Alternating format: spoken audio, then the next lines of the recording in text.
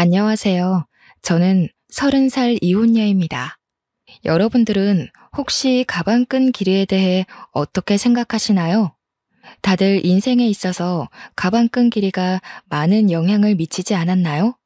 저는 대학생 때 임신해서 어린 나이에 결혼하고 결혼 생활 내내 학식 교양을 넘치도록 좋아하는 시어머니에게 미치도록 시달렸어요. 하지만 인생사 세옹지마라 할까요? 사랑하는 아이가 있었기에 저는 다시 일어설 수 있었답니다. 결혼에는 한 번 실패했지만 인생에는 실패하지 않은 제 이야기를 꼭 들려드리고 싶습니다. 제가 대학교 1학년 때 2년 선배였던 남편을 만났어요. 남편은 듬직하고 자상하고 유머 감각도 있어서 후배들에게 인기가 많았고 저는 짝사랑하는 처지였어요. 남편이 제 첫사랑이었죠. 그냥 아는 사이로만 지내면서 고백도 못하고 눈치만 살피고 있었어요. 당시 저희 집은 2층 집에 살면서 1층에는 작은 식당을 하고 있었어요. 부자는 아니었지만 동네에서 그래도 입소문이 나 있었어요. 사람들이 저희 부모님을 법 없이도 살 사람들이라 부르곤 했죠. 부모님이 서로 존댓말을 쓰실 정도로 사이가 좋고 외동딸인 저를 끔찍이 아껴주며 키우셨어요. 저희 부모님이 뭐든 다 들어주는 부모는 아니었지만 저한테 필요하거나 제가 꼭 하고 싶다는 건 어떻게든 해주시는 분들이셨습니다. 어릴 적부터 크게 과외를 받거나 하지 않아도 성적이 좋았고 운동이든 뭐든 다 잘했어요. 승부욕이 있는 편이었는데 이상하게 물러터진 데가 있어서 친구들한테 뒤통수를 맞을 때가 있었어요. 저희 아빠를 닮은 거였어요. 저희 아빠는 예전부터 사람이 무르다는 소리를 종종 들었는데 저도 아빠의 그런 성격을 물려받아서 싫은 소리를 잘 못했어요. 그러다 결국 아빠가 친구한테 빚 보증을 잘못 써서 우리 집과 식당 건물이 통째로 넘어가 버리고 말았습니다. 평생에 걸쳐서 마련한 재산을 홀랑 날려버린 거였어요. 저희 가족은 하루아침에 길바닥에 낳는 신세가 됐습니다. 빚 도촉장들로 가득 찬 지하방에서 나와 학교로 가는 심정은 처참했어요. 엄마는 남의 집 일을 하며 마음고생을 하느라 하루가 다르게 얼굴이 상하고 손이 거칠어지는 게 보일 정도였고 아빠는 집에 잘 들어오질 않아 만날 수도 없었습니다. 여태껏 열심히 살아온 두 분이 스스로에 대한 믿음을 잃고 모든 걸 포기할까봐 그게 제일 무서웠던 것 같아요. 친구들은 축제다 뭐다 밝고 행복하기만 한데 제 주위에만 회색 구름이 짙게 드리워 있는 것 같았어요. 수업에도 집중이 안 되고 내가 지금 뭘 하고 있는 건가, 뭘 해야 하는 건가 생각만 들더군요. 그러다가 어느 날은 학생회관 앞 자판기 앞에서 저도 모르게 쪼그리고 앉아서 무릎에 얼굴을 묻고 있었어요. 그때 누가 제 이름을 부르더군요. 고개를 들어보니 제가 좋아하던 선배가 거기 있었어요. 여기서 뭐 하냐면서 저를 벤치로 데리고 가서 따뜻한 코코아를 뽑아줬어요. 그리고 제 얘기를 들어줬습니다. 그때까지 누구한테도 힘든 내색을 하지 못했던 저는 쏟아내는 슬픔과 걱정, 억울함, 불안한 미래에 대한 막막함 같은 것들을 털어놨어요. 선배는 제 얘기를 가만히 들어주고 제 등을 토닥여주더라고요. 그날 마셨던 코코아 맛이 오래도록 생각날 정도로 그날은 제 인생에서 가장 따뜻한 날 중 하나였어요. 그날부터 선배는 제가 밥을 먹었는지 또 혼자 축 처져 있진 않은지 저를 살피고 살뜰하게 챙겨주기 시작했습니다.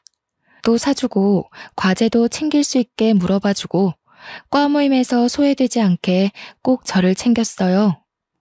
나중에 보니까 남편은 그렇게 누가 됐든지 간에 다른 사람이 힘들어하는 걸 그냥 지나치지 못하는 성격이었더라고요. 이럴 때일수록 더 열심히 먹고 열심히 놀고 열심히 공부해야 하는 거야. 알겠지? 저는 남편이 그럴 때마다 고맙다는 말도 제대로 못하고 괜한 입술만 달싹이곤 했어요. 과 모임에서 술을 많이 마신 날 저를 집 앞까지 데려다준 선배의 팔을 붙잡으며 가지 말라고 했어요. 선배랑 떨어지기 싫다고요. 결국 우린 연인이 됐습니다. 저는 선배 없이는 하루도 살 수 없는 사람이 되고 말았어요. 뭐든 선배가 챙겨주다 보니 선배가 없으면 사는 게 사는 것 같지 않을 정도였어요. 너무 많이 기대서였을까요? 사귄 지 1년 만인 2학년 가을에 임신을 했다는 걸 알게 됐습니다. 생리가 늦어지는 줄도 모르고 있다가 알게 됐을 땐 이미 3달이 넘어 있었어요. 망연자실했죠. 도무지 어떻게 해야 할지 알 수가 없었어요. 남편도 아직 졸업하려면 한참 남았고 저희 집에서는 아무런 지원도 받을 수 없는 상황이었죠. 저는 어쩔 수 없이 학교를 쉬어야 했지만 남편이라도 하루라도 빨리 취직할 수 있게 준비하는 게 낫다고 판단했어요. 저희는 부랴부랴 혼인신고만 하고 결혼식은 조촐한 식사로 대신한 다음 시댁으로 들어갔어요. 당시 시댁은 24시간 국밥집을 하고 있었어요.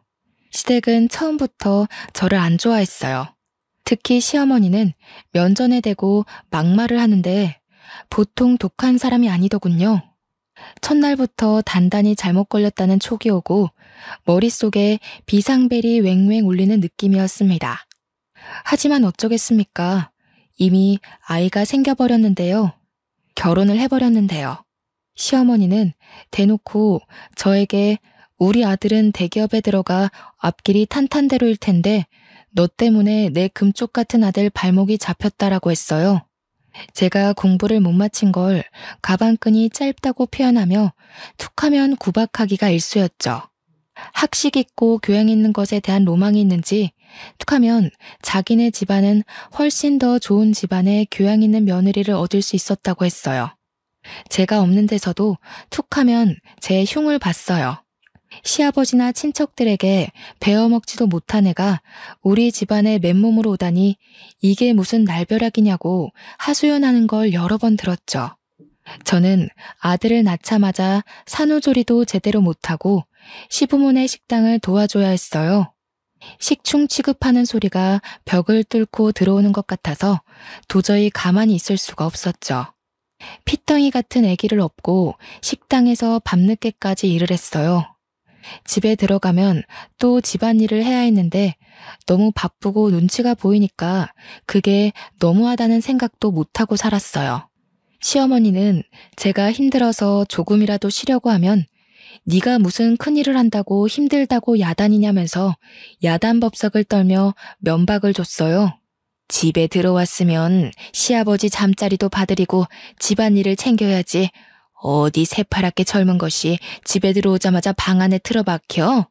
못 배워먹은 티 내는 거냐? 가방끈이 짧으면 노력이라도 하라고 했지? 어머니, 저 하루 종일 일하고 오늘 지훈이 아파서 병원에 뛰어갔다 왔잖아요. 저도 지금 열이 나고 몸에 기운이 하나도 없어요. 조금만 누워있다 할게요. 으이그, 그러게. 저렇게 복 없이 생긴 애들은 꼭 생긴 대로 논다니까. 그러게 저렇게 복 없는 애가 우리 아들 발목을 잡게 내버려뒀으니 원. 손주 새끼 봐서 참지. 애미라고 있는 게 없는 집에서 못 배워먹어 교양 없는 티를 팍팍 내니 애까지 닮을까봐 걱정이다. 걱정. 처음에는 시어머니에게 대들지는 못하고 남편에게 하소연했어요. 그런데 결혼 전에는 그렇게 저를 끔찍이 아껴주던 남편은 네가 시어머니에게 맞춰야 한다면서 하나도 힘이 되어주지 않았어요. 어머니는 왜 자꾸 나한테 가방끈이 짧다고 하시는 거야? 내가 무슨 가방끈이 짧아. 나 우리 학교도 수석으로 입학했고 내내 꽈탑 놓치지 않을 정도로 공부 잘했는데. 나이 드신 분들이 다 그렇지 뭐. 그냥 하는 말씀이니까 너무 귀담아 듣지 마. 어머니가 예전부터 나를 좋은 집안에 장가 보내고 싶어 해서 그래. 어릴 때부터 노래를 불렀다고. 우리 결혼할 때 너네 집에서 아무 지원도 못 받은 건 사실이잖아. 조금만 참으면 어머니도 다 이해하실 거야. 처음부터 끝까지 참고만 있잖아. 언제까지 저렇게 막말하시는 걸 참아야 해? 우리 어머니 그렇게 나쁜 분 아니야. 두 아들 키우느라고 얼마나 애를 쓰셨는데. 네가 우리 집에 들어와서 그거 하나 이해 못해줘? 가진 거 없이 결혼한 우리 탓이라고 생각해야지 뭐. 애를 나 혼자 만든 건 아니고 내가 학교도 못 마치고 결혼한 게 내 탓만은 아니잖아. 아기 가지고 결혼한 게 무슨 죽을 죄 지은 것도 아닌데 어머니는 무슨 나를 죄인 취급하시려는 것 같아. 아, 그러니까 조금만 참아보라니까. 예전에는 그렇게 따지는 성격 아니었잖아. 어른들 하시는 말에 왜 그렇게 말이 많아? 나 취직 준비하느라 스트레스 많이 받는 거 몰라? 취직 준비한다고 늦게 들어와서 식당 일도 안 도와주고 애도 하나도 안 보잖아. 아까 말했듯이 애를 나 혼자 만든 것도 아닌데 내가 왜 전부 다 뒤집어 써야 하는데? 뒤집어 씌운다니 무슨 말을 그렇게 해? 얘가 진짜 갈수록 말 조심해. 내가 나 혼자 편하자고 이 고생하는 거야? 다 너랑 우리 지훈이 데리고 잘 살아보려 그러는 거잖아. 안 그래도 힘든데 왜 너까지 찡찡거려? 취업 준비 때문에 힘들어 죽겠는데 여기서 뭘 어떻게 하라는 거야? 그래도 그때까지는 남편을 사랑했기 때문에 어떻게든 이해해보려고 했어요. 자기 어머니를 끔찍이 생각하는 효자라서 고생하는 어머니 심기를 거스르지 않으려 한다고 알아서 남편을 헤아려주고 노력했죠. 생각해보면 정말 바보 같은 짓이었어요.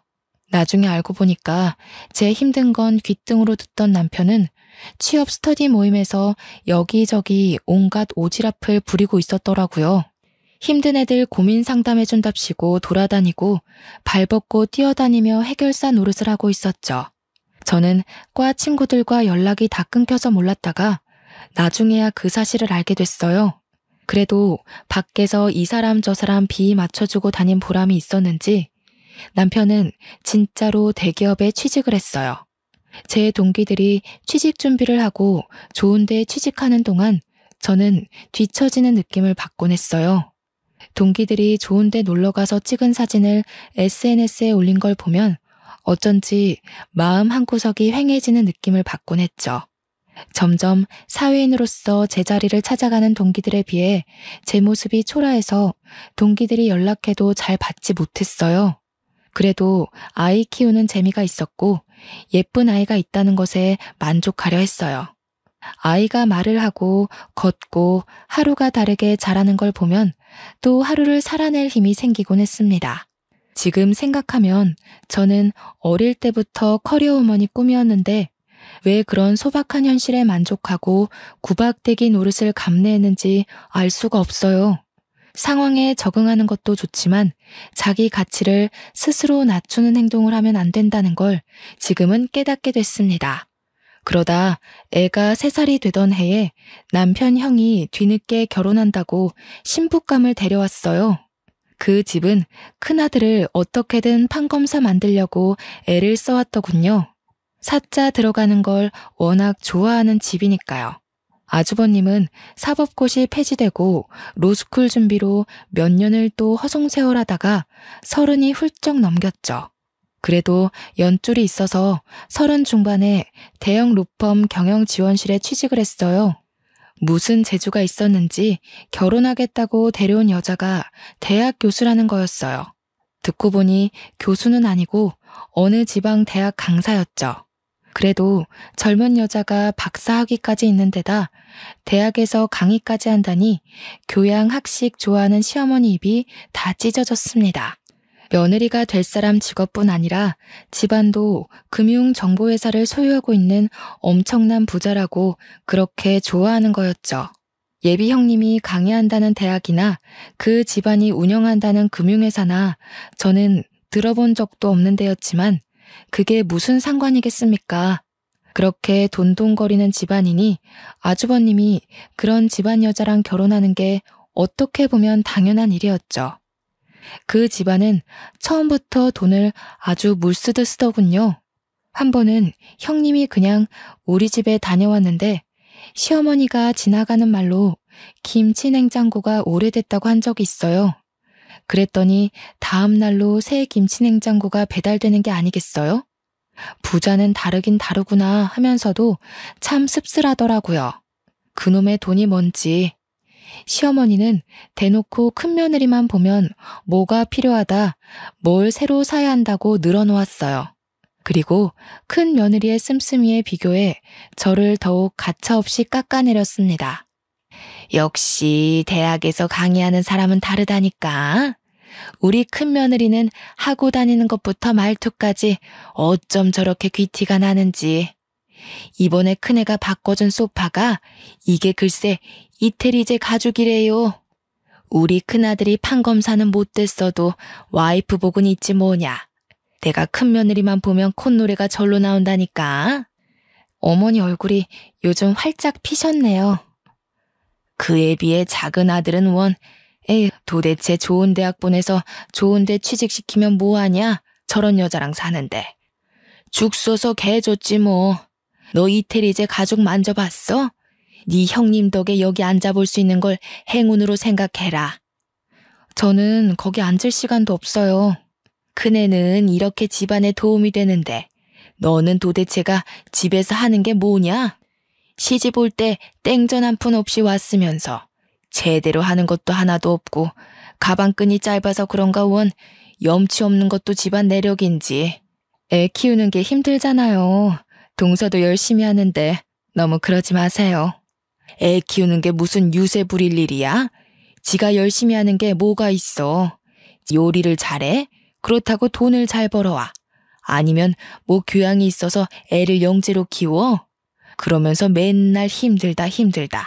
우리 때는 애 키우면서 밭도 갈고 집안 어른들까지 모셨어. 엄살 부리지 말라 이거야. 그게 다 가방끈 짧은 티를 내는 거라니까. 어머니, 제가 무슨 가방끈이 짧다 그러세요. 오빠랑 똑같은 대학에 제가 성적도 훨씬 더 잘 나왔는데. 성적 잘 나오면 뭐해? 네가 지금 그 잘난 성적 가지고 할 수 있는 게 뭐가 있어? 성적 잘 나와서 애를 잘 키워? 식당 일을 잘해서 장사가 잘 되게 해. 나가서 땡전 한 푼 벌어올 수 있어? 네 형님처럼 가서 대학생들을 가르칠 수 있어? 시어머니는 명절이나 집안 행사가 있을 때도 저한테만 일을 시켰어요. 큰며느리는 학생들 가르치느라 바쁘니까 집에 와서는 쉬어야 한다면서요. 형님 네애가 집에 올 때마다 한우며 명품이며 비싼 선물을 잔뜩 들고 오니까 아예 손님 취급을 하더군요. 저를 집안의 일꾼, 노예 취급하는 거랑은 완전히 반대였습니다. 시어머니는 큰며느리가 명절에 해외여행을 간다고 해도 흔쾌히 보내줬어요.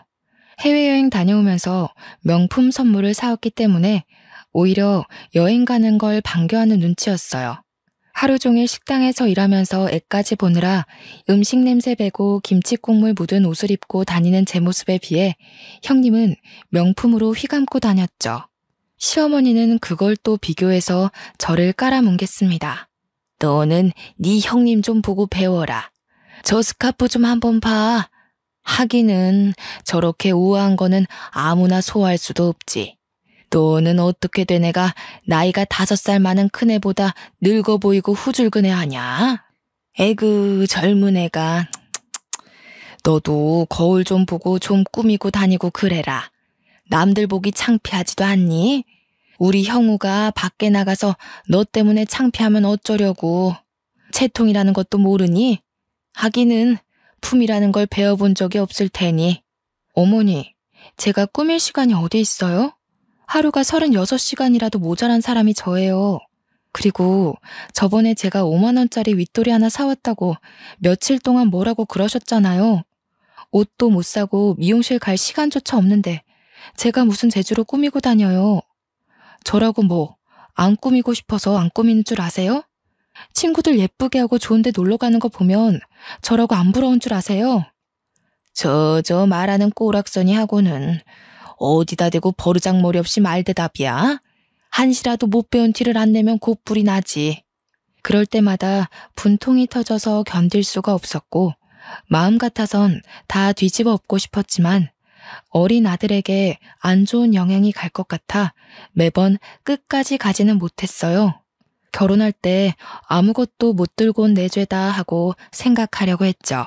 지금 생각하면 제가 참 순진하고 바보 같았죠. 그저 좋게 생각하려고 애를 쓰니 상황이 점점 더 악화되는 거였어요. 이미 도를 넘어섰던 시어머니의 막말은 더 심해져서 아이한테까지 미쳤어요.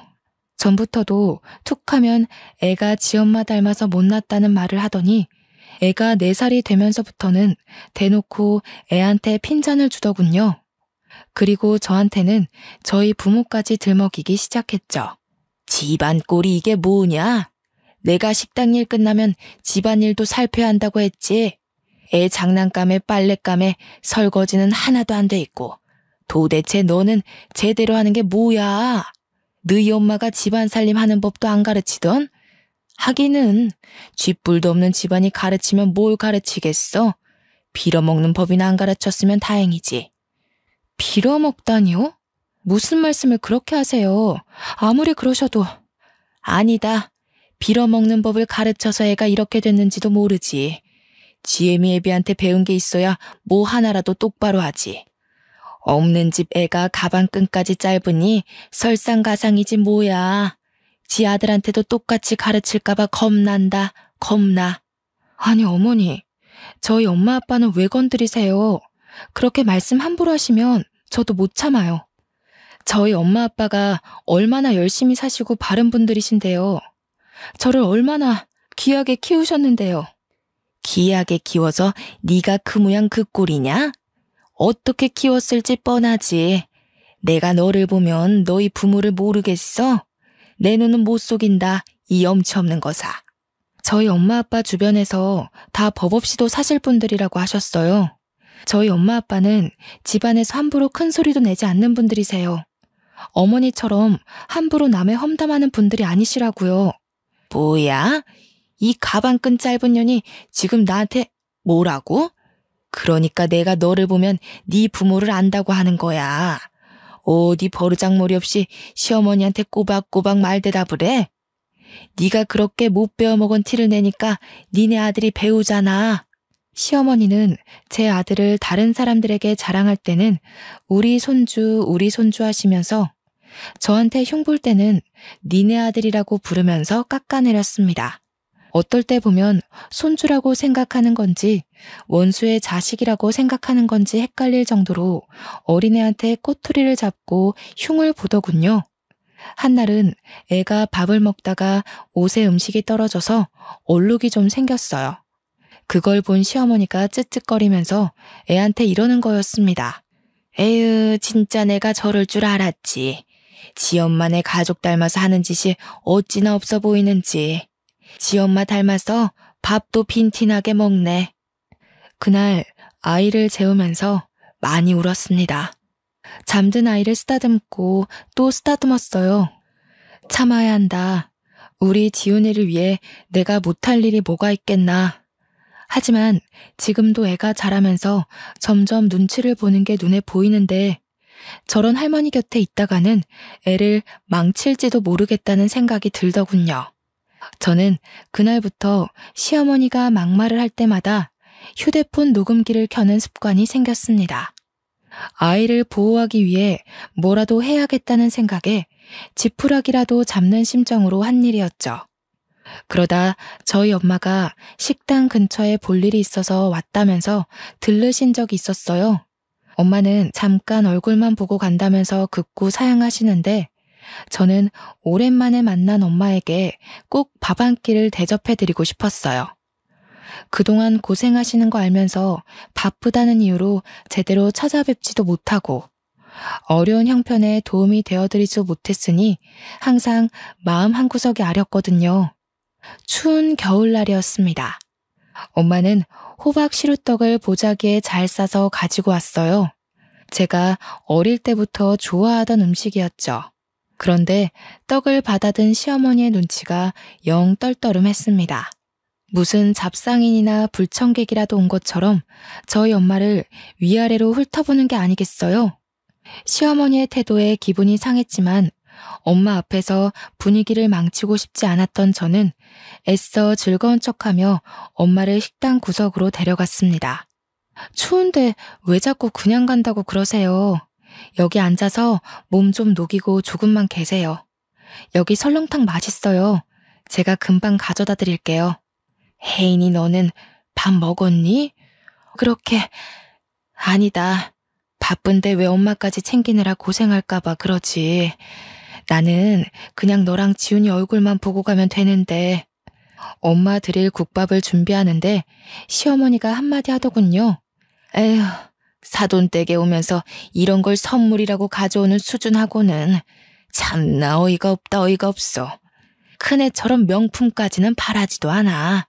교양이라고는 눈을 씻고 찾아봐도 찾아볼 수가 없구먼. 가방끈 짧은 애를 남의 집 귀한 아들한테 맨몸으로 보내놓고 미안하지도 않나? 그런데 조금 있다가 단체 손님이 들어왔어요. 식당이 와글와글 꽉 찼는데 엄마 혼자 밥을 먹고 있는 게 영 신경이 쓰여서 저는 바쁜 와중에 흘끔흘끔 엄마를 보고 있었어요. 그때 시어머니가 엄마가 앉아있는 자리 바로 옆 테이블 위에 행주를 철푸덕 소리가 나게 던지더군요. 탁탁 소리가 나게 수저통도 닦고 의자도 정리하며 밥 먹는 엄마가 눈치를 보게 했습니다. 손님들이 더 올 텐데 자리가 없어서 어떡하냐면서 말이죠. 그러더니 카운터 쪽으로 오면서 이러는 거였습니다. 아휴, 못 배운 집안이라 그런가 밥 먹는 것도 눈치코치 없이 먹네. 피꺼소시란 말 아시죠? 아무 말도 못하고 시어머니 하는 양을 겪는 줄로 보던 저는 말 그대로 피가 거꾸로 솟는 걸 느꼈습니다. 혹시 엄마가 들었을까봐 조마조마하면서 엄마 쪽을 쳐다봤어요. 다행히 엄마는 못 들었는지 아무렇지 않은 표정으로 밥을 마저 다 드시더라고요. 그날 저녁 빨래를 개고 있는데 시어머니가 안방에서 시아버지게 하는 말이 들렸습니다. 우리 엄마 흉을 보더군요. 큰 며느리네는 좋은 식당을 예약해서 대접하는데 안 그래도 딸을 빈손으로 보낸 주제에 코딱지만한 식당에 와서 꾸역꾸역 밥을 먹고 있다면서요. 저는 개고 있던 수건을 그대로 팽개치고 방으로 들어왔습니다. 하루 종일 뼈 빠지게 일해서 돈 벌어주는데 엄마에게 밥 한 끼를 대접해드리는 것도 눈치를 봐야 한다는 사실에 저는 이성의 끈을 놓치고 말았습니다. 그리고 밤늦게 돼서야 집에 들어온 남편에게 오늘 있었던 일을 말하면서 따졌습니다. 나를 무시하는 것까지 그렇다 치려 했지만 지훈이랑 우리 엄마 아빠한테까지 함부로 굴고 막말하는 건 못 참아. 이제 더는 못 참는다고. 내가 이 집 노예야? 솔직히 나 없으면 식당 운영할 수나 있어? 하루 종일 일하고 애까지 보는데 내가 우리 엄마한테 밥 한 끼 못 대접해줘? 내가 너네 엄마 밥 주지 말라 그랬어. 하루 종일 일하고 온 사람한테 생 난리를 치네. 왜 별것도 아닌 것 가지고 난리를 치고 그래. 엄마 들으면 어쩌려고. 뭐라고? 지금 그걸 말이라고 하는 거야?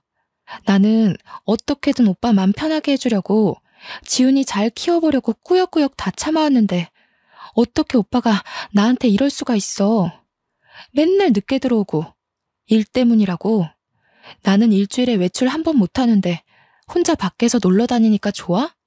목소리 낮추라고 했지. 얘가 진짜 점점 왜 이래? 너 예전엔 안 이랬잖아. 왜 이렇게 변했니? 진짜 무섭다 무서워. 아니, 아직 안 변했어. 진짜 무서운 게 뭔지 보여줘?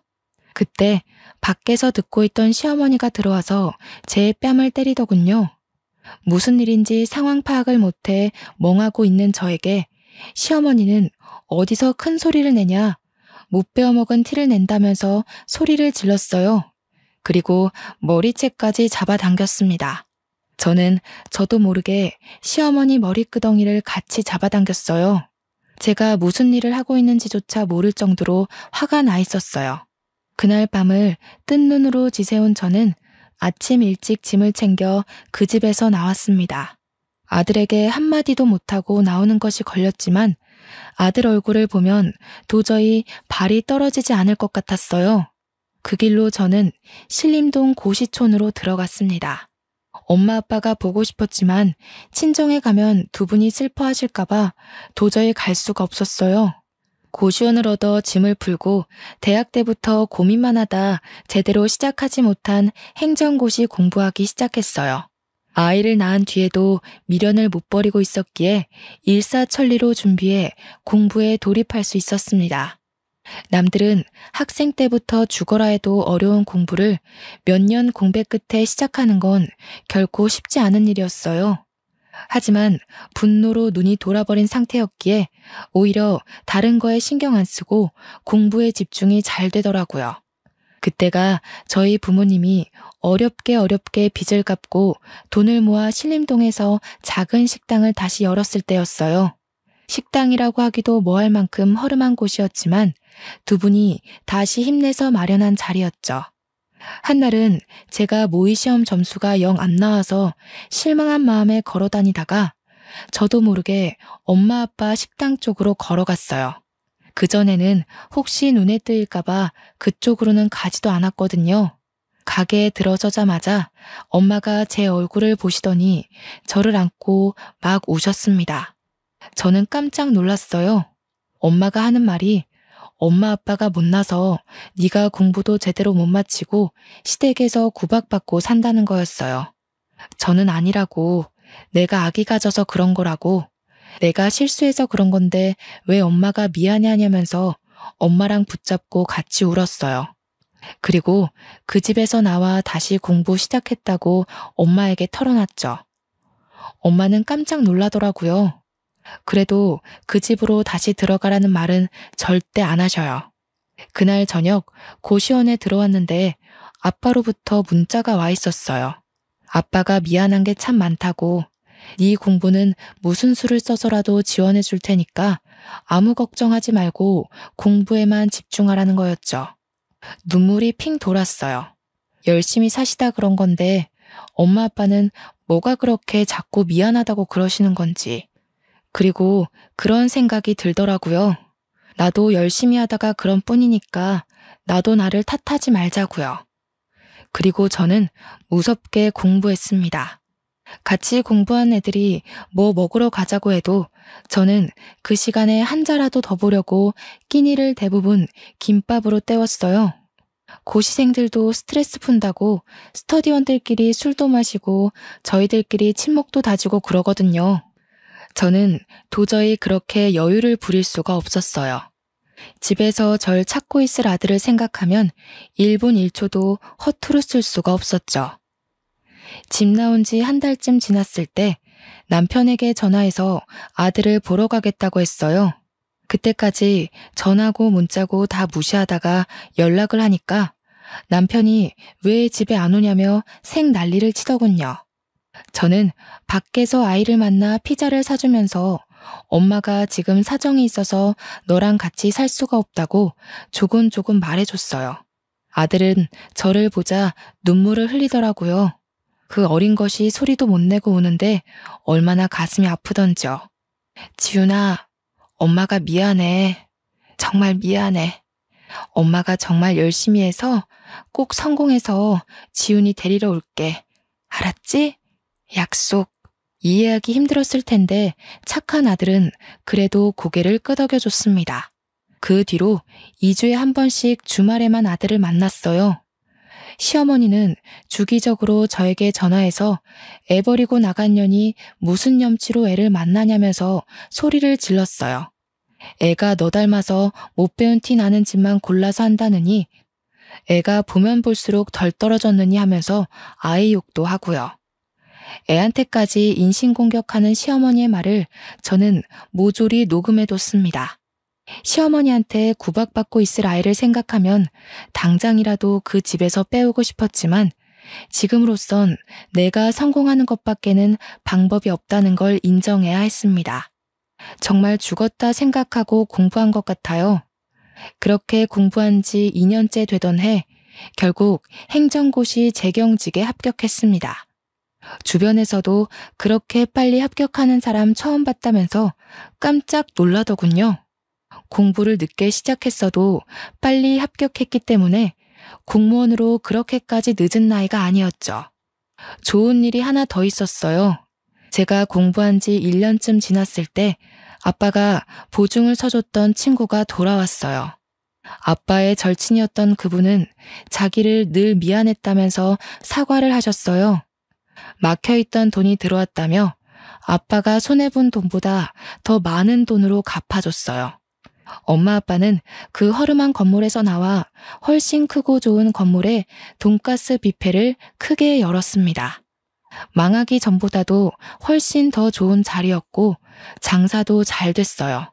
1년 만에 매출이 크게 올라서 제가 아들과 살기 위해 알아본 집 전세금도 엄마 아빠가 대주셨죠. 이제 임용만 기다리면 됐고 탄탄대로인 것 같았지만 한 가지 걱정거리가 있었어요. 시댁에서 아이를 순순히 내줄 리가 없었으니까요. 하지만 저는 무슨 일이 있어도 제 아들을 그 집에 그냥 두지 않으리라 다짐했고 사활을 걸기로 했습니다. 처음에는 남편을 만나 좋게 이야기를 풀어보려고 했습니다. 그런데 남편은 애 이야기는 안 하고 자꾸 딴소리만 하는 거였어요. 네가 이렇게 빨리 시험에 붙을지 누가 알았겠어. 내가 네 가치를 몰라봤던 것 같아. 그래도 네가 있을 때가 좋았어. 내가 너한테 참 잘 못해줬지. 지금 생각해보면 내가 좀 너무했던 것 같아. 우리 대학 때 참 좋았잖아. 둘이 같이 있으면 무서울 것도 없고 행복했는데. 그러면서 은근슬쩍 집에 안 돌아오냐고 저를 떠보더군요. 내가 미쳤다고 그 집에 들어가냐는 말을 삼키고 저는 남편을 따라 시댁으로 갔습니다. 아이가 어떻게 지내고 있는지 제 눈으로 확인해야 했어요.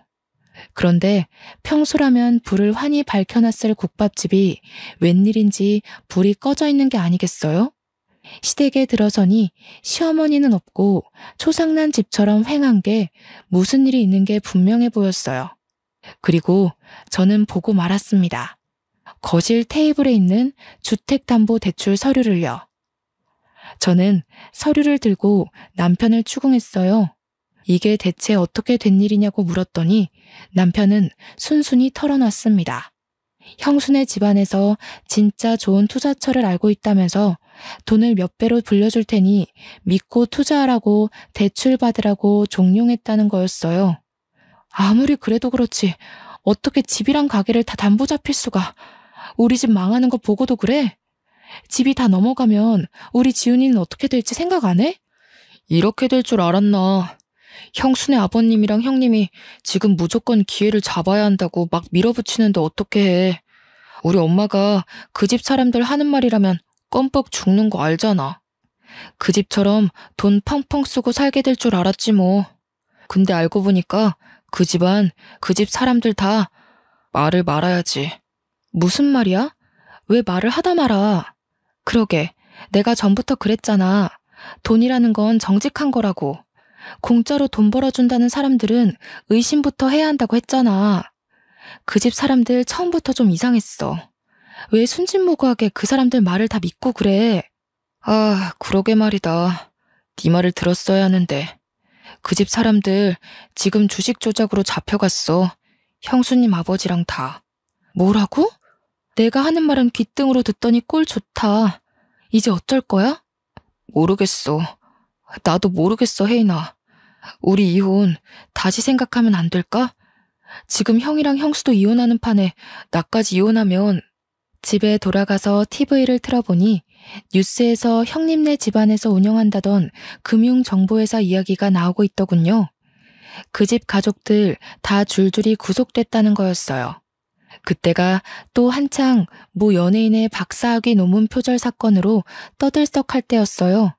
그런데 전문대 강사도 박사학위 논문 표절이라는 제목의 뉴스에 나오는 실루엣과 대학 이름이 어디서 많이 보던 거였어요. 저는 형님이 강의한다던 학교 홈페이지에 들어가 봤습니다. 거기엔 디자인과 땡땡땡 강사 박사학위 취소 건에 대해 사과드립니다.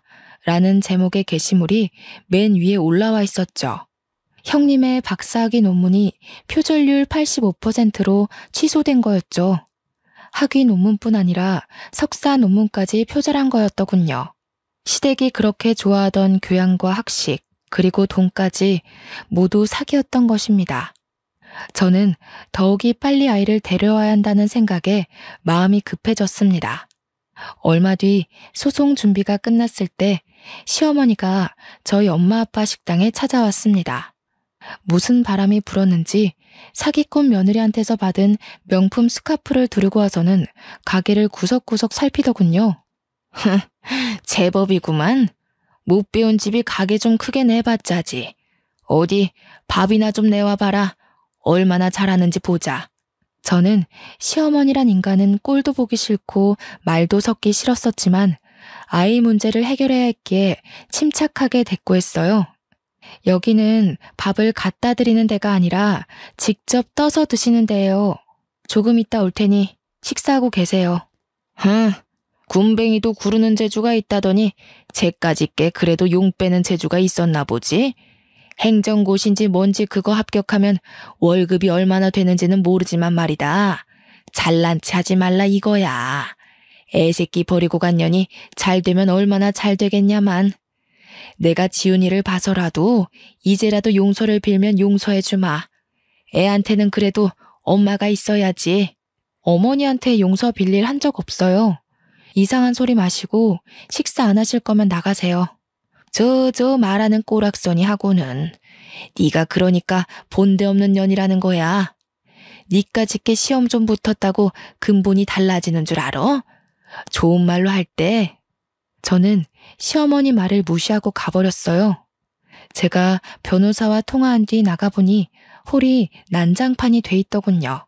시어머니가 밥을 안 떠준다면서 직원들에게 삿대질을 하고 머리채까지 잡은 거였어요. 정말 황당하기가 이를 데가 없었어요. 행패를 부리는 것도 정도가 있지. 시어머니는 그래도 분이 안 풀렸는지 고래고래 소리를 지르고 있었어요.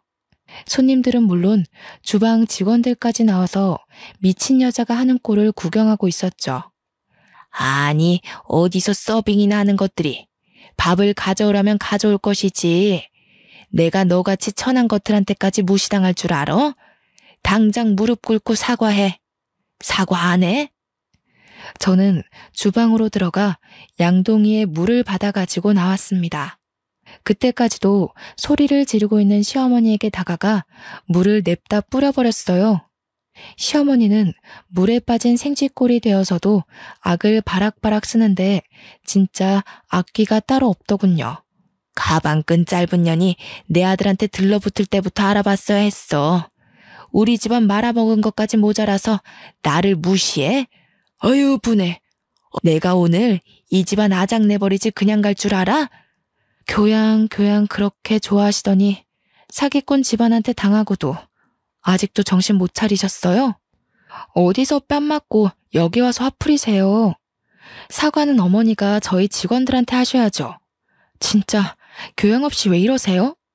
그리고 제가 여태 알면서도 가만히 있었는데 가방끈 짧은 건 어머니 아니에요? 중학교 때 퇴학당해서 초졸이시라면서요. 학벌 콤플렉스 때문에 교양 하시는 걸 알겠는데 사기꾼은 조심하셔야죠. 뭐야? 인연이. 시어머니가 저한테 달려들어 머리채를 잡으려 할 때 저희 아빠가 중간에 끼어 시어머니를 밀쳐버렸어요. 이 여자가 진짜 미쳤나? 남의 집 귀한 딸한테 감히 뭐가 어쩌고 어째? 어디서 무식하게 남의 집 영업장에서 소리를 지르고 남의 귀한 식구들한테 행패를 부려? 우리는 직원들도 다 우리 식구들이야. 이러고도 무사할 줄 알아? 당장 꺼져. 꺼지지 못해? 영업방해로 손해본 거 다 청구할 줄 알아. 그리고는 경찰이 와서 시어머니를 끌어냈습니다. 저는 더 이상 시댁 식구들과 말로 해결하려 해서는 안 된다는 걸 깨달았어요. 바로 이혼 소송에 돌입했습니다. 얼마 뒤 대학 때 가장 친했던 과 동기에게 연락이 왔어요. 친구는 졸업 직후 유학을 갔다가 돌아와서 저에게 연락한 거였어요. 친구가 하는 말은 충격적이었습니다. 친구네 사촌 오빠가 제 남편과 같은 회사에 다녀서 들었는데 남편이 같은 부서 유부녀와 정분이 나서 회사에서 쫓겨났다는 거였어요. 그 여자 남편이 회사에 찾아와서 난동을 부리는 바람에 임원 회의까지 소집되고 결국 회사에서 권고사직 시키기로 했다는 거였습니다. 들어보니 남편은 또 고민 상담 해준답시고 그 여자와 가까워졌다는군요. 이렇게 오지랖을 넓게 쓰더니 결국 제 발등을 찍은 거였죠. 이제는 화도 안 나더라고요. 솔직히 속이 시원했습니다. 시어머니가 저를 그렇게 괴롭히고 하대해도 강 건너 불구경이더니 꼴 좋다는 생각만 들고요. 그 뒤로 어떻게 됐냐고요? 시간이 걸리기는 했지만 소송을 통해 양육권을 가져왔습니다. 남편이 직업이 없는 데다 시어머니가 애를 정서적으로 학대한 정황이 명확했기 때문에 어렵지 않게 양육권을 가져올 수 있었어요. 그 인간이 빈털털이라 양육비는 얼마 못 받았지만 제가 그 집 식당에서 하루 종일 일하며 재산 증식에 도움 준 것이 인정돼 위자료도 1억 가까이 받게 됐어요. 시댁이 돈을 잃은 건 제 탓이 아니니까요. 시댁 식구들은 남편은 물론 시아버지까지 저에게 전화해서 회유도 하고 화도 내며 돌아오라고 매달렸습니다. 제가 미쳤습니까? 콧방귀도 끼지 않았죠. 고생 끝에 낙이 온다는 게 이런 걸까요? 이제는 아들과 함께 알콩달콩 행복할 일만 남은 것 같습니다. 사랑이라 생각했던 게 저를 배신했고 결혼 생활은 저를 밑바닥으로 끌어내렸지만 저는 힘든 시간들을 통해 깨달음이라는 훨씬 더 큰 선물을 받았거든요. 지금까지 제 이야기를 들어주셔서 감사합니다. 마지막으로 여러분도 인생에 시련이 온다면 거기가 끝이라 생각하지 마시고 한 번 더 도전하셨으면 좋겠다는 말을 꼭 하고 싶어요. 시련이지 실패가 아니라는 말도 있잖아요. 추운 날씨에 감기 조심하시고 우리 인생 파이팅입니다.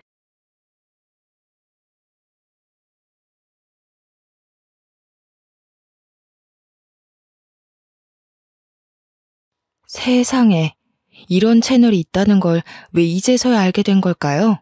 안녕하세요. 저는 나이 40살의 이혼녀가 된 여자입니다.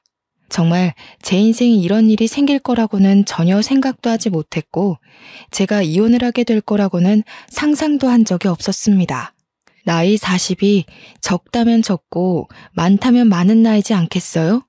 지금 나이에도 충분히 좋은 사람 만나서 새 출발할 수 있을 거라 생각은 하지만 그럼에도 불구하고 참 씁쓸하네요. 제가 지금부터 풀어나갈 이야기는 조금 답답할 수도 혹은 일부분 시원할 수도 있는 이야기입니다. 저에게는 크나큰 상처이긴 했지만 모든 일이 다 지나간 뒤 다시 생각해보니 지금이라도 탈출하게 된 게 참으로 다행이지 않나 싶네요. 하늘이 저를 조금 더 빨리 도와주셨다면 더 좋았을 테지만요. 그러면 미뤄둔 이야기를 지금부터 꺼내보겠습니다. 저는 고등학교에 진학하면서부터 정신을 차리고 공부를 하게 된 케이스입니다. 대기업에 취직하겠다는 일념 하나로 17살 때부터 코피 쏟아가면서 공부를 했습니다. 고등학교 다니던 시절에 일찌감치 워드 자격증도 땄고요. 공부를 하는 틈틈이 한자 급수 시험도 보고 했습니다. 오로지 취업을 빨리 하겠다는 일념 하나로 만들어낸 결과물이었습니다. 부모님은 커서 뭐가 되려고 저렇게 악착같이 사냐고 했는데 그 결과물이 바로 대기업 입사였네요. 대학 다니던 시절에도 인턴십 참여에 불을 켜고 달려들었고 중간에 교환학생 프로그램도 선정되어 다녀왔습니다. 줄줄이 늘어놓는 이유는 제가 대기업 취직에 성공을 했고 능력도 인정받아 초특급 승진을 했기 때문입니다. 저와 남편이 만나게 된 자리도 회사였기 때문에 회사 이야기를 빼놓을 수가 없네요. 같은 대기업에 다니면서 서로의 연봉도 다 알 만큼 친한 사이였는데 원래 오빠가 여보 되는 거 아니겠습니까? 남편은 저보다 나이는 많지만 6개월 뒤늦게 입사를 했고 당연히 저보다 직급이 낮았습니다. 제가 초특급 승진을 했다고 했잖아요. 인턴도 지금 다니던 회사에서 시작했고 입사하자마자부터 큰 프로젝트에 발탁이 되어 두각을 드러냈습니다. 당연히 윗선에서는 저를 이쁘게 봐주셨고 동기들이 일찌감치 결혼을 하면서부터 제가 더 자리를 차지하기가 좋아졌습니다. 남편은 제가 직급이 더 높고 제가 더 회사에서 자리를 탄탄하게 잡고 있다는 사실을 못마땅해 했습니다. 약간 남자는 하늘이다 그런 마인드로 사는 경상도 집안의 첫째 아들이었거든요. 연애할 때부터 그런 것 때문에 조금 부딪히긴 했지만 그냥 저도 남편의 자격지심이다 하고 넘어가기 시작했어요. 연애할 때도 그렇게 계속 제가 연봉이 더 높고 직급이 높다는 이유로 빈정거리는 빈도수가 꽤 있었거든요. 처음에는 그걸로 불같이 화도 내고 헤어지기도 했었는데 결국 남편에게 저는 필요한 사람이었기에 다시 만나게 되었습니다. 하지만 그 빈정거림이 쉽게 사라지진 않았죠. 밥을 먹으러 갈 때도 돈 더 잘 버는 네가 사라면서 비싼 초밥집 가서 밥을 먹질 않나. 그래놓고 지가 살 때는 냉동 삼겹살집 데려가고요. 커피를 마실 때도 제가 살 때는 케이크며 쿠키며 엄청나게 사서 주머니에 꾸역꾸역 챙겨가질 않나. 물론 지가 살 때는 아이스 아메리카노 한 잔 사고 끝이고요. 뭘 하려고 하면 돈 잘 버는 네가 사는 거지? 를 입에 달고 살았습니다. 처음에는 그게 너무 꼴보기 싫어서 몇 번이나 그만 만나자고 했습니다. 그런데 또 그만 만나자고 하면 저한테 빌어요. 저 아니면 안 된다고 울고불고 매달리더라고요. 그리고 또 한동안은 그런 소리 없이 저한테 잘해줘요. 그래서 마음이 약해져서 속아 넘어가지고 하다 보니까 저도 그 빈정거림에 무뎌지더라고요. 시간이 물 흐르듯이 흐르고 어느 정도 나이가 차니까 결혼 이야기가 솔솔 나오더군요. 사실 그때까지도 저는 확신이 없었어요. 이 사람과 오래 연애하긴 했지만 결혼해서 평생을 살아야 한다고 하면 글쎄요. 매일같이 싸우기만 할 것 같고 행복하지 않을 것 같아서 결혼까지는 못하겠다고 생각했죠. 그런데 양가의 생각은 조금 달랐습니다. 시댁에서는 똑부러지고 할 일 잘하는 제가 꼭 며느리가 되었으면 한다고 몇 번이나 저를 붙잡았고요. 저희 집에서는 성격 더러운 저를 받아줄 사람은 남편뿐이라는 이유에서 결혼을 서둘렀습니다. 동기들은 죄다 결혼해서 애가 둘이고 셋인데 저는 아직 시집도 못 갔으니 조바심이 날 수밖에 없었을지도 모르죠. 그렇게 제 의사와 상관없이 결혼식 준비가 한창일 때도 남편은 저에게 모든 걸 떠맡겼습니다. 그때 저는 큰 프로젝트의 중심에 있었기에 시간이 매우 부족했음에도 불구하고 남편이 모든 걸 저에게 맡기는 바람에 결혼식 준비까지 해내야만 했어요. 왜 저한테 오롯이 다 맡겼는지 궁금하시죠? 제 취향이 까다롭거나 신부가 제일 빛나야 하는 자리니까 그런 이유도 아니고요. 단지 제가 더 돈이 많다는 이유였습니다. 돈 많은 사람이 결정권을 가져야 편하다고 지는 손 놓고 있었던 거죠. 저는 그런 남편을 전혀 이해할 수 없었고 속으로 정말 욕도 많이 했지만 좋게 생각하려고 노력했습니다. 이미 주위에도 결혼한다고 소문이 다 났고 제일 중요한 회사에서도 소문이 다 났기 때문에 이제 와서 모르기엔 늦었다고 생각한 거죠. 저에게도 체면이라는 게 있으니까요. 결혼은 반반 결혼하자고 했더니 대출은 제 이름으로 받자고 하더군요. 이유는 당연히 제가 더 잘 벌기 때문이죠.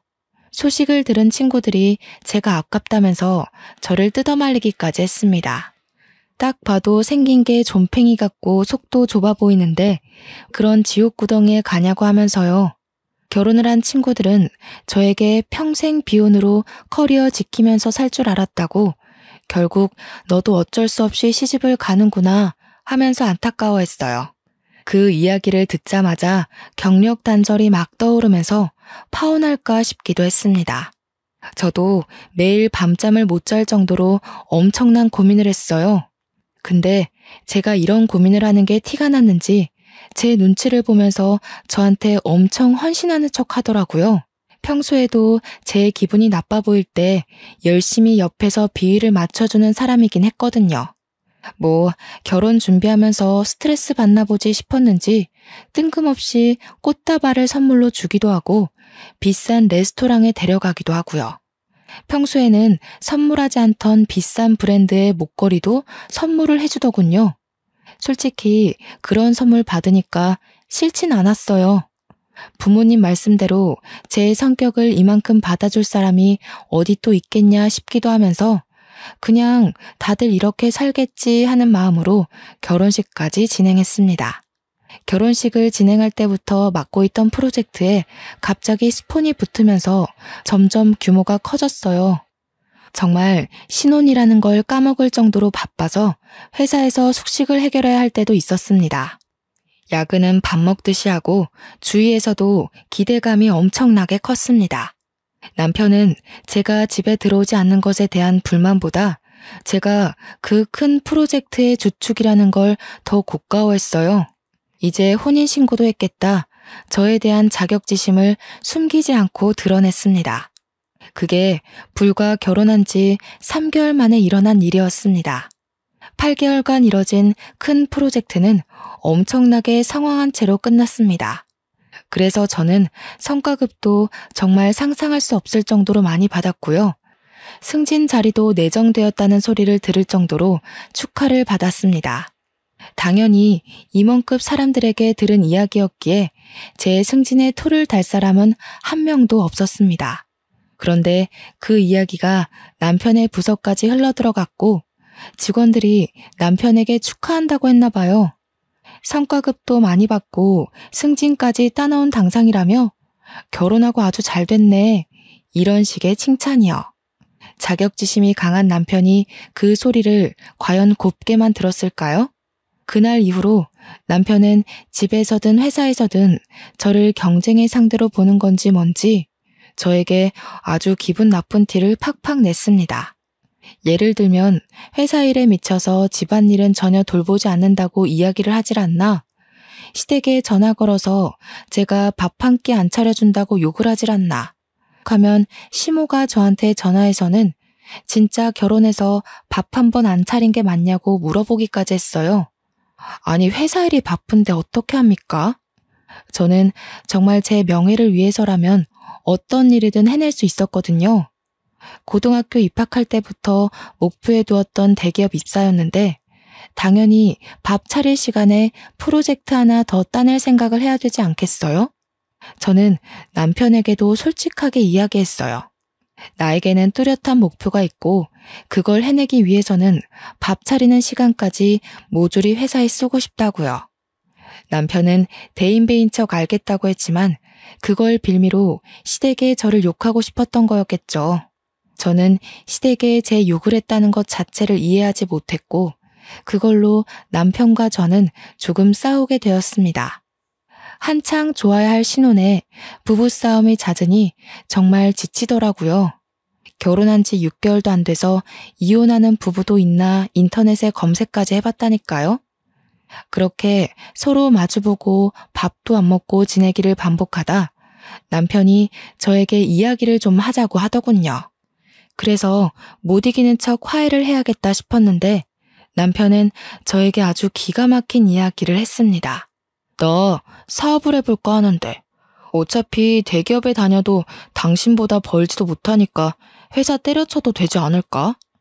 당신이 버는 돈이면 우리 둘 먹고 사는데 문제 없으니 더 늙기 전에 도전하고 싶어. 그게 무슨 귀신 씨나라 까먹는 소리야?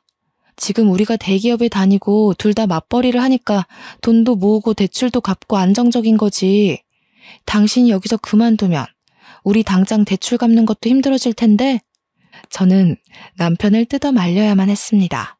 객관적으로 보나 주관적으로 보나 남편은 그냥 남 밑에서 시키는 일이나 잘하고 사는 게 적성에 맞는 사람이거든요.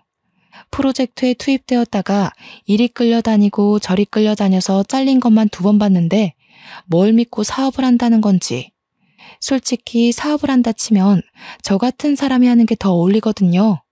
제가 반대를 하고 나서자 남편이 또 뾰루퉁한 얼굴이 되길래 일단 구체적인 사업 계획이나 들어보자 했습니다. 이 사이트 보이지? 이게 중국에서 운영하는 사이트인데 도매 물건들을 파는 곳이야. 중국에서 싼 값에 물건을 사와다가 우리나라에서 파는 거지. 근데 처음부터 재고를 많이 가져올 필요도 없어. 도매면 보통 최소 수량이 100개, 1000개 이러지 않아? 근데 이 사이트는 10개만 사도 돼. 매장이나 이런 데서 팔겠다는 건 아니고 나도 인터넷 사업자내서 인터넷 쇼핑몰 오픈하면 잘 될 것 같아. 요즘은 SNS 홍보도 하고 하니까 재고 떠안을 필요도 없고 괜찮지 않아? 이야기를 듣는데 사업 계획이 꽤 구체적이더라고요. 은근히 빈틈이 많은 사람인데도 사업 계획에 크게 빈틈도 없었고 배송 문제는 자기가 알아본 게 다 있다고 하더군요. 그러면서 도매 가격에 몇 퍼센트를 더 얹어서 팔면 순이익이 얼마가 난다면서 계산까지 척척 하는데 괜찮겠다 싶었어요. 상품은 어떤 걸로 할 건데? 요즘 트렌드에 맞추려면 보는 눈이 꽤 좋아야 할 텐데.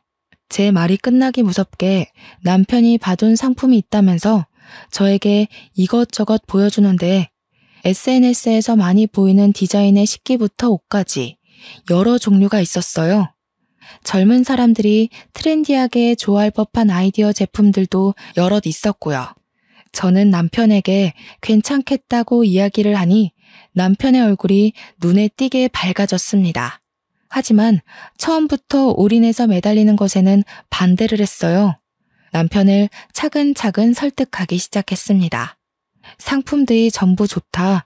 가격도 좋고 국내 인터넷 쇼핑몰에서 판매했을 때 가격도 나쁘지 않은 것 같다. 하지만 처음부터 주문이 많이 들어올 거라는 생각은 들지 않으니 회사를 다니면서 차근차근 해보자.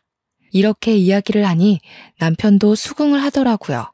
자기도 집 대출 갚고 생활비 생각하면 당장 회사를 그만두는 건 아니다 싶었는지 회사를 다니면서 사업자를 내서 해보겠다고 했습니다. 그렇게 남편에게 나름 용기를 북돋아주고는 저희도 화해를 했어요. 그동안 서로 서운하게 해서 미안하다. 나도 가정을 챙기겠다. 너도 자격지심 그만 부려라 하면서요. 간만에 두 다리 뻗고 잔 것 같네요. 그렇게 남편은 평일에는 회사 일을 보고 주말에는 상품을 떼와서 이리저리 촬영도 하고 인터넷 쇼핑몰을 오픈해서 물건을 올리기 시작했습니다. 처음에는 10개, 20개 사서 팔았던 제품이 점점 주문이 늘어나자 50개, 100개가 되었어요. 말 그대로 오픈한 지 2-3달 만에 대박이 나고 말았습니다. 배송 보내느라 평일에 퇴근하고 와서는 남편과 둘이 상품 포장하는 데 시간을 다 보내야만 했어요. 저녁밥도 제대로 먹지 못할 만큼 바쁘니 저희도 점점 지치기 시작했습니다. 처음에는 작은 방에 물건들을 두고 재고를 파악해가면서 물건을 배송했는데 주문량이 늘어나니까 방 정리가 되지 않는 거예요. 창고를 하나 얻어서 물건을 쌓아야 할 지경이 오니까 남편도 저도 둘이서 할 수 있는 업무량이 아니다 싶었습니다. 물건 배송 나갈 걸 포장하는 와중에도 쉴 새 없이 주문이 밀려 들어왔으니까요. 트렌드가 또 얼마나 휙휙 바뀌는지 잘 아시죠? 새 물건은 계속 들어오고 집 거실까지 물건이 꽉 차서 발 디딜 틈이 없고 결국에는 집 근처에 크게 나온 지하 창고에 새를 얻어서 물건을 정리하기 시작했습니다. 평일에 회사 일 때문에 창고 정리도 못하고 배송이 점점 밀리자 남편이 드디어 회사를 그만두겠다고 했습니다. 월 매출만 따져봐도 지금 남편이 버는 월급보다 훨씬 많은 돈을 벌 수 있었거든요. 남편의 성공과 동시에 저는 약간 불안해졌지만 남편에게 처음부터 약속했던 게 있었던지라 저는 퇴사에 찬성해줬습니다. 쇼핑몰을 시작한 지 6개월 만에 남편이 버는 돈은 제 월급보다 많아졌어요. 회사를 그만두고 직원을 2이나 뽑아서 배송 업무를 도맡아서 하게 했고요. 저는 점점 늘어나는 남편의 쇼핑몰 규모에 정말 입이 떡 벌어지고 말았죠.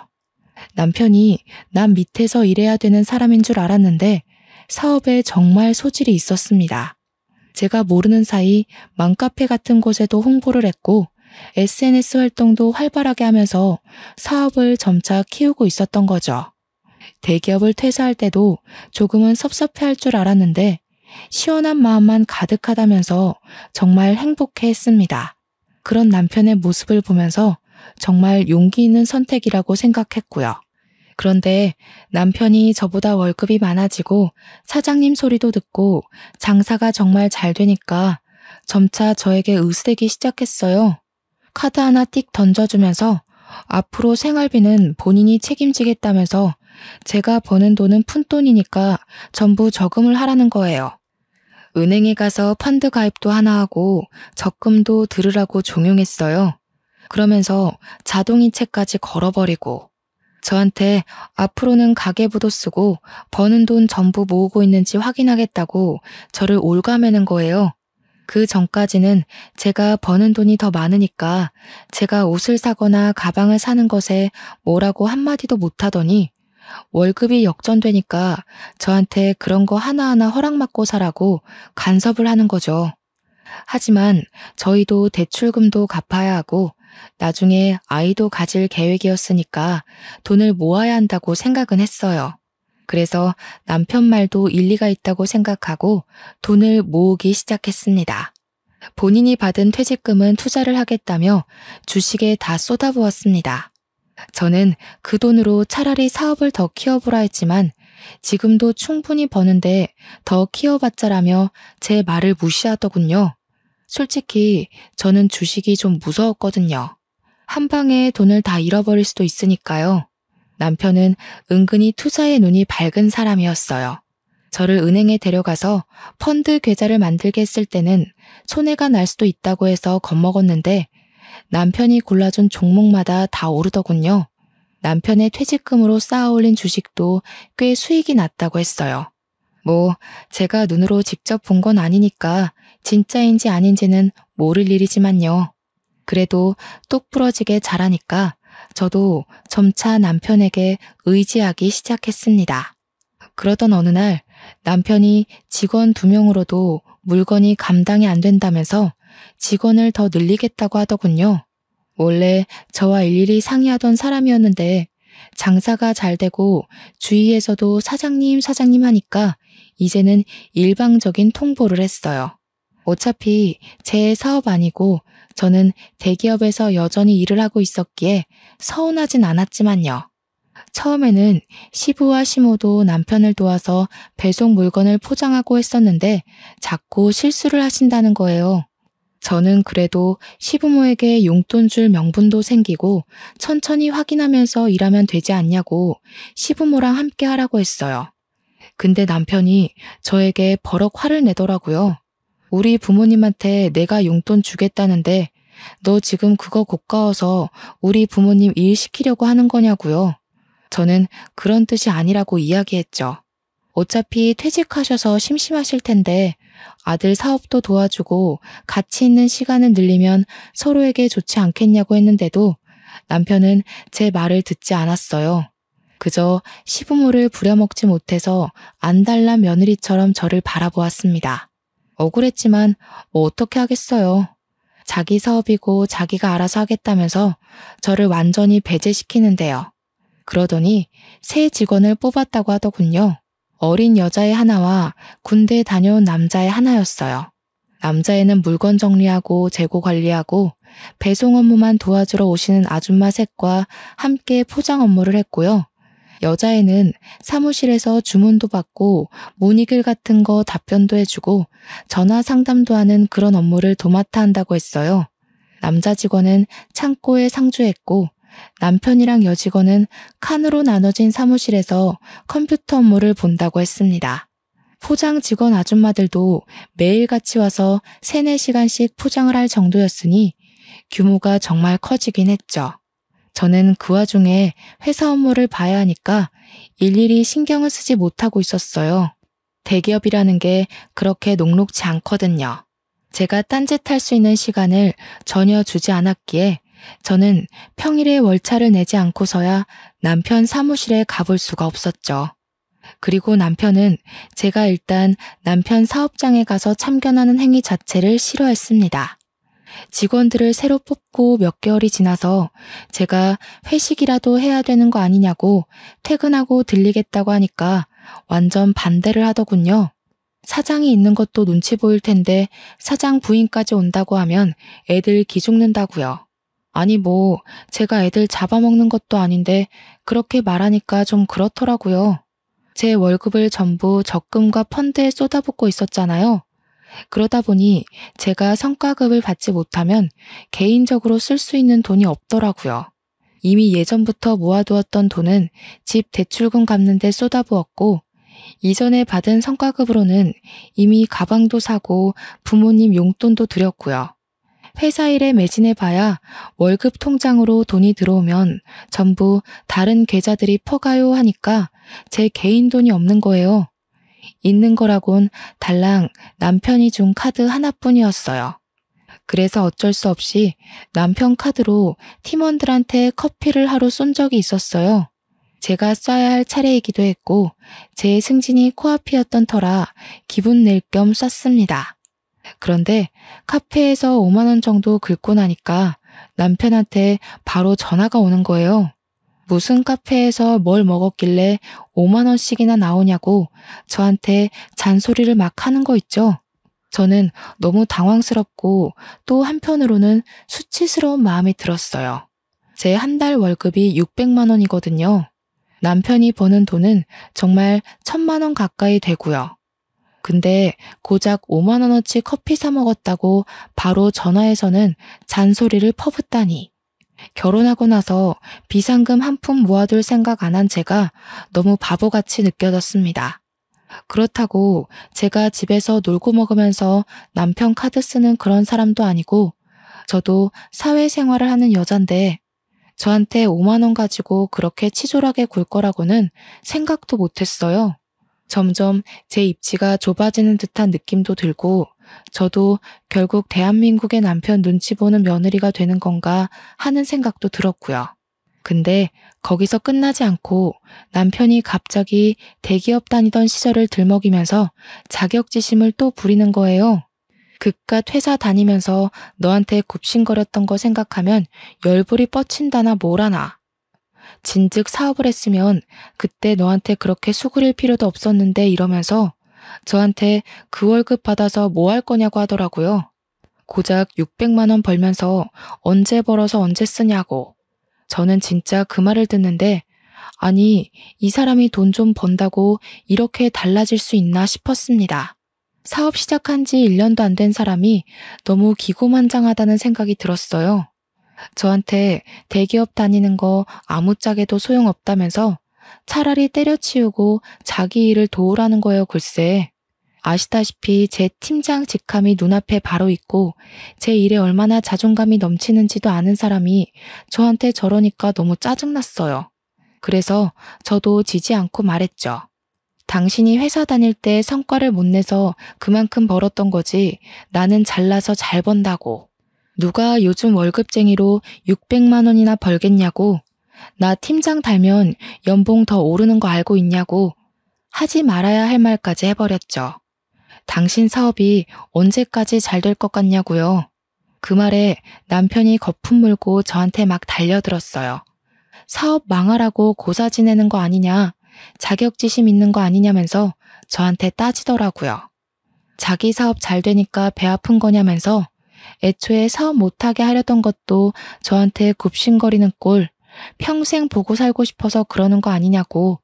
아니, 제가 사업이 잘 될지 안 될지 어떻게 알고 그런 생각을 하겠어요?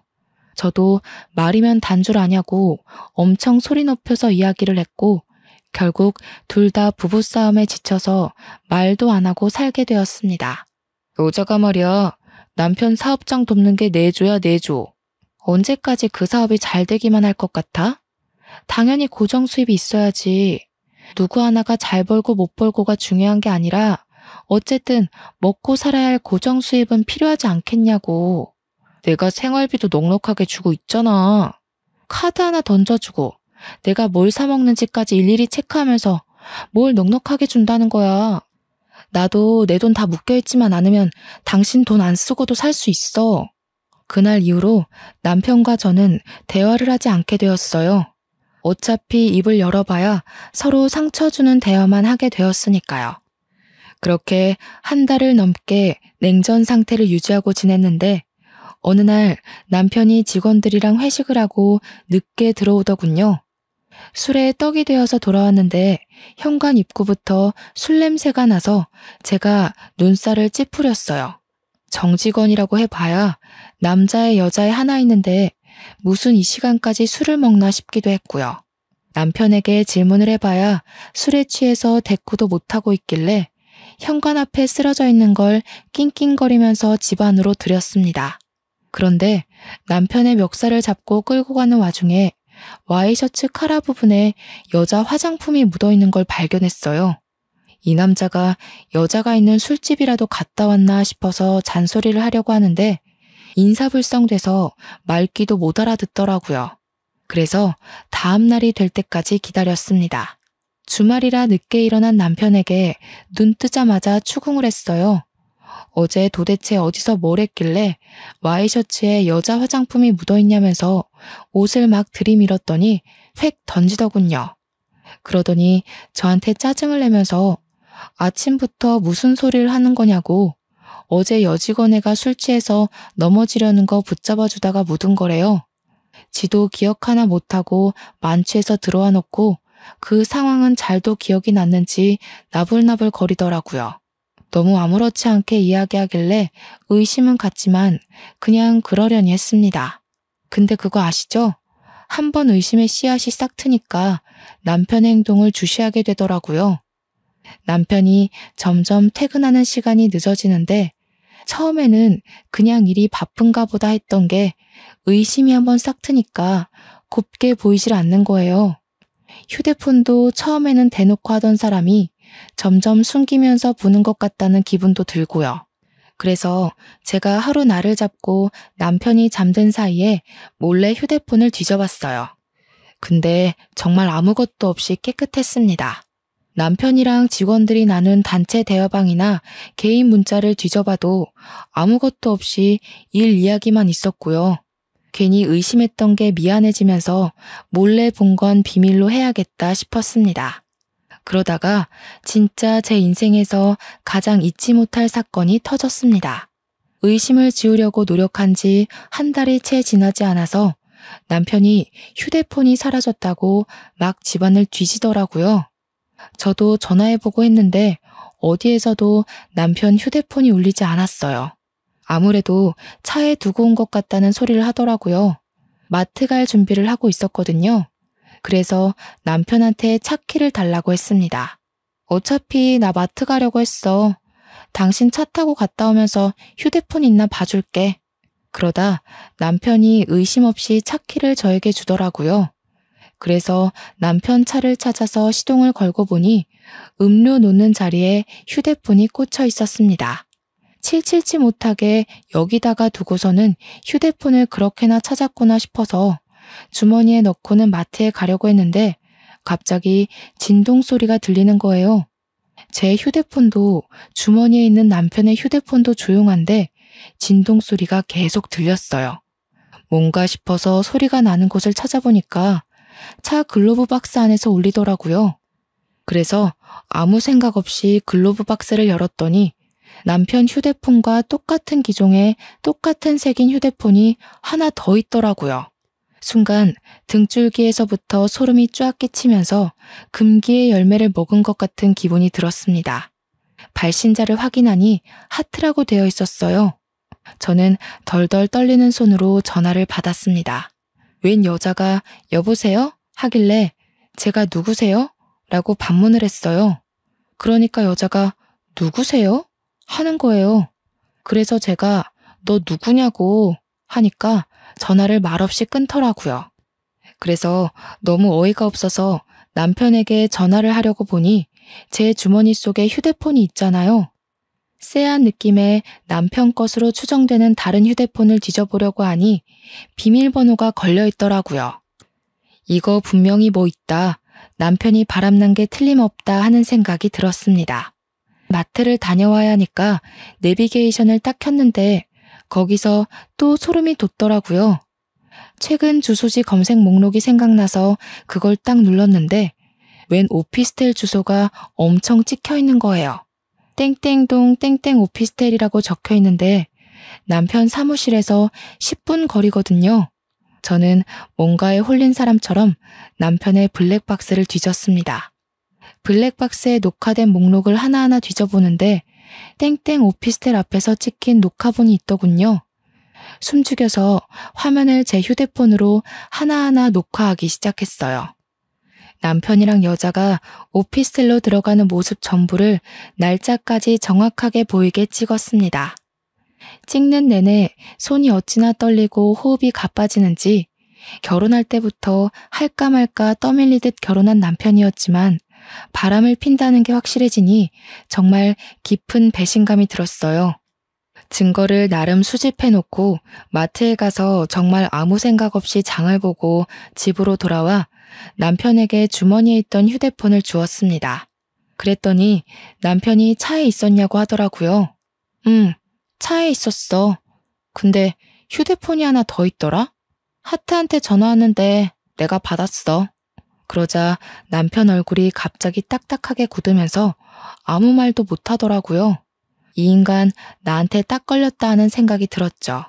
근데 갑자기 표정을 싹 바꾸더니 무슨 소리냐고 웬 하트? 이러는 거 아니겠어요? 얼마나 가증스럽던지. 정말 코웃음이 뻥 하고 나올 것 같았습니다. 저는 글로브 박스에서 발견한 휴대폰도 남편에게 던졌어요. 그러자 남편이 빼도 박도 못한 증거를 들킨 것처럼 휴대폰을 양손에 쥐고 아무 말도 못하더라고요. 그 여자 누구야? 당신 회사 여직원이야? 그래서 오피스텔에 살림 차렸어? 땡땡동 땡땡 오피스텔에. 당신이랑 여자랑 들어가는 거 다 찍혔더라. 블랙박스까지 이미 다 확인하고 오는 길이니까 변명할 생각 하지 마. 오해야. 그리고 그걸 뒤져보긴 왜 뒤져봐? 당신 무슨 의부증 있어? 남의 사생활을. 부부끼리 사생활까지 존중해줘야 하는 거야? 그 사생활이라는 게 바람인 거고 내가 어디까지 눈 감아줘야 하는 건데 말해봐. 제 말에 남편이 아무 소리 못하고 부들부들 떨더라고요. 바람 필 때는 좋아서 몰랐겠지만 걸리고 나니까 이제 와서 후회라도 하는 건지 뭔지. 그런데 남편이 갑자기 한숨을 내쉬더니 오히려 당당하게 나오는 게 아니겠어요? 야, 남자가 사업하고 돈도 좀 벌고 하면 바람도 한 번쯤은 필 수도 있는 거지. 그거 실수잖아. 실수 한 번을 용서 못 해줘? 그냥 그런가 보다 하고 넘어가는 미덕도 없냐 너는? 네가 뭐 어떻게 할 건데? 나랑 이혼이라도 하게? 지금 그걸 변명이랍시고 입 밖으로 내뱉는 거야? 바람이 실수라고? 나도 실수해도 되는 거야? 너랑 나랑 같냐? 꼴랑 500만 원 좀 넘게 벌면서 내가 턱턱 가져다 주는 돈 없으면 어떻게 살려고 그래? 그렇게 말하는데 정말 개구리 올챙이 시절 생각 못한다는 말이 딱 떠오르더라고요. 여자 혼자 사는데 월 500에서 600만 원이면 당연히 배부르게 먹고 살 수 있다는 생각은 왜 못하는 걸까요? 그리고 지 대기업 다닐 때 저보다 훨씬 못 벌었었거든요. 혼자 살면서 그 정도 월급이면 떵떵거리면서 살 수 있는데 지가 지금 버는 돈에 심취해서 저를 깎아내리니 너무 짜증났습니다. 바람은 둘째치고 저런 마음을 가진 사람과 살아야 한다는 게 개탄스러웠어요. 어차피 한순간 지나가는 바람이야. 내가 알아서 정리하고 올 테니까 그냥 그때까지만 냅둬. 내가 미쳤냐? 한 번 바람핀 인간은 두 번, 세 번 계속 바람피면서 살게 돼 있댔어. 그냥 이혼해. 내가 뭐가 아쉬워서 너 같은 인간이랑 같이 살아? 누가 아쉬울 것 같아? 아쉬운 건 너지. 내가 벌어다 주는 돈 없으니까. 너같이 대기업 다닌답시고 일에 미쳐서 남편은 신경도 안 쓰는 여자 나도 필요 없어. 네가 내조를 하기를 해, 살림을 하기를 해? 나도 너랑 이혼하는 게 마음 편해. 저도 같이 달려들어서 남편한테 싸댔어요. 위자료 톡톡히 준비하라고, 바람난 주제에 말이 많다고, 시댁이나 친정이 알아서 이야기하라고, 네가 바람나서 헤어지는 거라고 물고 늘어졌죠. 집은 제 이름으로 대출받았던 거고 갚아야 할 돈도 이제 멀지 않았기 때문에 위자료인 셈 치고 제가 들고 간다고 했어요. 머릿속으로 계산기 좀 두드려보는 것 같더니 지 손해는 아니다 싶었는지 그렇게 하고 깔끔하게 이혼하자고 하더라고요. 월급쟁이 불쌍해서 자기가 1, 2억 정도 인심 쓰듯이 주는 셈 치자고요. 끝까지 그 잘난 사업장 얼마나 가나 지켜본다 했죠. 그 여자는 제 생각대로 회사 여직원이었어요. 나이도 고작 20대 중반이던데 어쩌다 16이나 차이 나는 남자한테 빠져가지고 그렇게 인생을 망치는지. 그래도 제 업보다 생각하고 살아야죠. 유부남 꼬셔서 살림까지 차린 건데, 근데 저는 그냥 넘어가면 안 되지 않겠어요? 남편과 협의이혼 도장 찍고 아파트까지 다 넘겨받은 이후에 상간녀 소송부터 걸었습니다. 증거야 뭐 블랙박스면 충분하다고 하더군요. 거기다가 제가 그 불륜 남녀들의 휴대폰 수사까지 맡기면 증거야 차고 넘칠 거라고 했어요. 제가 상간녀 소송을 걸고 뒤늦게 남편이랑 상간녀가 송달을 받았는지 전 남편이 저에게 전화가 와서 그 소송 뭐냐고 화를 내더라고요. 상간녀 소송이 상간녀 소송이지 뭐긴 뭐겠어. 저는 그 한마디 알려주고 두 연놈들의 번호를 차단해버렸습니다. 당연히 증거가 충분했기에 소송에서 저는 이겼고 위자료로 2천만 원을 받게 되었습니다. 물론 그 돈도 남편의 주머니에서 나온 돈이었겠지만 속은 시원하더라고요. 승소문을 프린트해서 그 동네 오피스텔이랑 상간녀의 본집 주소지 근처에 죄다 뿌려버렸습니다. 인터넷에 찾아보니 명예훼손으로 걸려봐야 처음에는 벌금 몇십만 원이 전부라고 하더라고요. 게다가 상간녀 아버지가 교육자라고 했으니 타격은 더 클 거라고 생각했거든요. 그래서 그 학교까지 수소문해서 주변에 죄다 뿌려버렸습니다. 당연히 동네고 어디고 죄다 소문이 났을 거고 얼굴을 들고 다니지 못할 만큼 수치스러웠을 거예요. 저는 당연히 명예훼손에 걸렸고 벌금형을 받았습니다. 100만 원에 속은 엄청나게 시원해졌으니 아깝지 않았습니다. 주위 눈치 보면서 상간녀로 평생 사는 게 얼마나 힘들겠어요. 남편이랑 오래 만나봐야 얼마나 더 만날 수 있겠나 싶더라고요. 근데 더 속 시원한 건요. 우리나라랑 중국이랑 문제가 생겨서 중국에서 수출기를 닫아버린 사태에서 찾아왔어요. 수출길이 막히니 남편 사업장에도 당연히 차질이 생겼죠. 물건이 바로바로 들어와야 하는데 물건은 들어오지 않고 차일피일 배송 일자만 미루게 된 거예요. 주문이 들어왔으니 고객들은 돈을 다 냈는데 물건은 3주가 지나도 도착을 안 하니까 어떻게 됐겠어요?